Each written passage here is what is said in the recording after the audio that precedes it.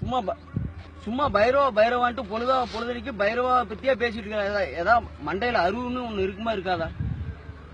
நாட்டுல எவ்வளவு பிரச்சனை இருக்கு. பீட்டா வந்து எவ்வளவு பிரச்சனை பண்ணிட்டு ஜல்லிக்கட்டு நடத்த விடாம பண்ணிட்டாங்க. ரெண்டாவது வந்துட்டு கொஞ்சம் கூட நாட்டுல மழையும் கிடையாது. ஒரு மரமும் நல்ல ஒரு மயிரும் நல்ல. விஜய் ரசிகன் சொல்றாங்க இவனுக்கு ஏதாவது இது இருக்கா? விஜய் ரசிகன் பொழுதனைக்கு எல்லாத்துக்கும் எல்லாம் பூரா பணம் போடுறதுல இருந்து எல்லாமே கள்ள பணத்துல எல்லாம் மயிரில தான் எல்லாம் போடுறீங்க. எதனாவது ஒரு நல்ல விஷயம் பண்றீங்களா? அது இல்லாம பயிர்ல எவ்வளவு கறி கிடக்கு. இதுக்காக வந்துட்டு எதுக்காக ஒரு மரம் நட்டீங்க, மயிரை புடுங்கினீங்க, ஏதாவது சொல்றதுக்கு ஒரு வக்கு இருக்கா? எதுவுமே கிடையாது. எல்லாமே வந்துட்டு பைரவா வரலாமா என்ன வரலாம்? ஒரு இடத்துல வரலாமா? ஒரு இடத்துல நல்லா யோசிச்சு பாருங்க. அந்த படத்துல என்னதான் கான்செப்ட் சொல்ற, சாமுராய் படத்துல சொல்ற கான்செப்ட் அப்படியே சொல்ற. சும்மா வந்துட்டு மெடிக்கல் காலேஜ்ல வந்துட்டு உங்களுக்கு பிரச்சனை ஆயிருக்கு.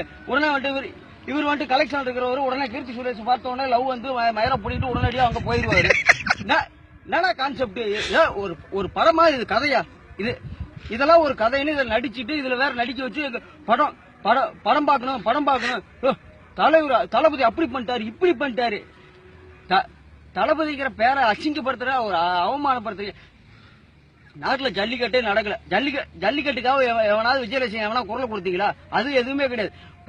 எங்களுக்கு பைரவா வந்தா போதும். உங்க படமே வெளியே வர்றதே பெருசுடா. அதுல வேற வந்துட்டு பைரவா வந்தா தான் போதும், இல்லன்னா ஒட்டாது.